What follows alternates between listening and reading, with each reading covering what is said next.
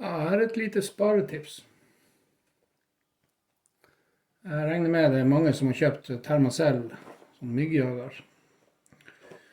Og denne pakken kjøpte jeg i fjor. Jeg husker ikke hva jeg betalte for den, men den var dyr. Nå i år så er det billigste pris på Multicom, tror jeg det var 699 kroner. Tror jeg det var. Det er uansett dyrt. Og du får 10 gasspatroner med et sånt kit, i tillegg til den ene eller de 2-3 du fikk med selve Thermacellen. Men du kan gjøre det mye billigere med å bruke vanlig butangass, for det er jo det som er i de her patronene. Så det man må gjøre, det er å fjerne den messingventilen her.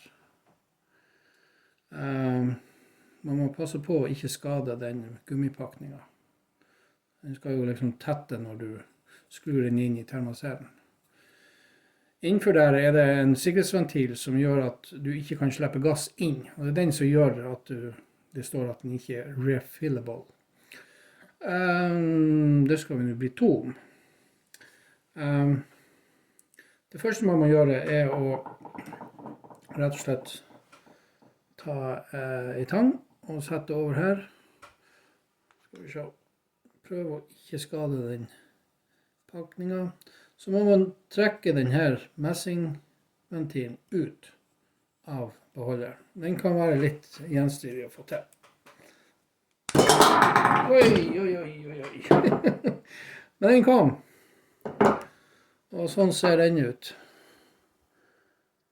Den har sånne mottaker her som gjør at den skal holde seg på plass i beholderen. Inni beholderen her er den ventilen, den sikkerhetsventilen.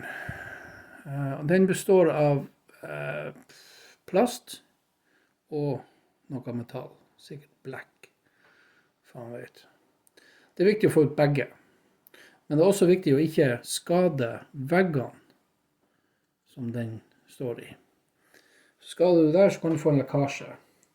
Så man begynner da med å skru en skru så beint som mulig inn og så i senter som mulig.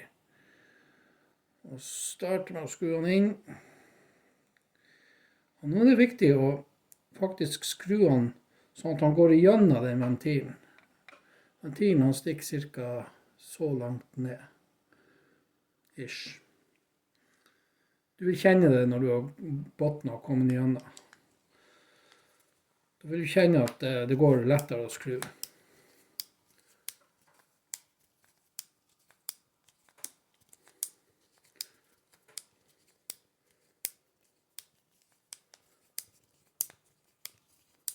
For hvis du ikke får det igjennom begge, så dreier du kun med plasten. For det er plasten han starter å skru i. Nå tror jeg har fått han igjennom.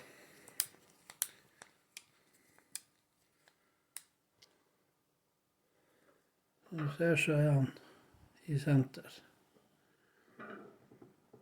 Og nå kommer det tricky part. Dette kan være litt vanskelig å få ut. Men jeg vil prøve. Der kom han. Han var faktisk lett den der. Sånn ser den ut. Så den er cirka så lang. Går cirka dit nedi. Så. Da må man sette tilbake denne ventilen. Man putter den oppi der. Og da skal man presse den nedi til at den botten er helt. Du vil høre et klikk eller flere. Der. Siste der så er han i botten. Og nå er det sikkert de som sier, så er brura. Så. Med de her refill-kittene så får du jo forskjellige sånne dyser. Jeg bruker denne dysa, det er den jeg har funnet ut fungerer på hvert fall de her. Så setter jeg den opp ned. Og så fyller det. vet ikke om du ser. Så jeg holder nærmere her. Så. Du kan se at det kommer gass inn i. Mot slutten så vil det være tungt å få inn gass. Det er for mye trykk inni her. Så da må man slippe opp trykket litt. Og da bruker jeg bare spissen. Sånn.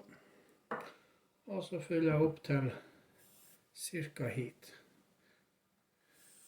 Hvis du er usikker på hvor langt du skal fylle opp, hvor mye du skal fylle opp, så kan du bruke, hvis du har en full patron fra før av, så kan du bruke den som en mal.